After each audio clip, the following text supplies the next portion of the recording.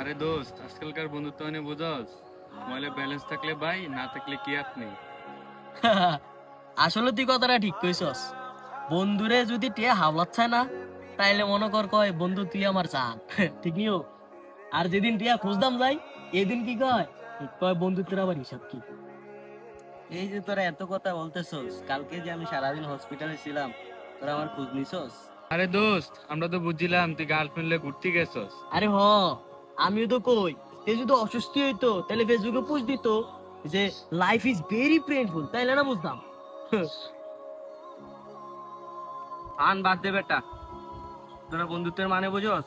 একসাথে বসে আড্ডা দেওয়া এই বন্ধুত্ব না। বন্ধুত্বের মানে হচ্ছে খারাপ সময় পাশে থাকা। ঠিক কইছস মামা, বিপদের সময় যে পাশে থাকে সে হইছে আসল বন্ধু।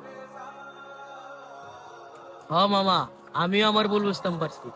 তাইলে আমরা আজকের থেকে শপথ করি, বন্ধুত্বের খবর শুধু অনলাইনে না, বাস্তবে আমার বাসায় গিয়েও বন্ধুত্বের খবর নিতেই হবে। ঠিক আছে মামা। প্রিয় বন্ধুরা, বন্ধুত্ব মানে শুধু হাসি ঠাট্টা না, দায়িত্ববোধ।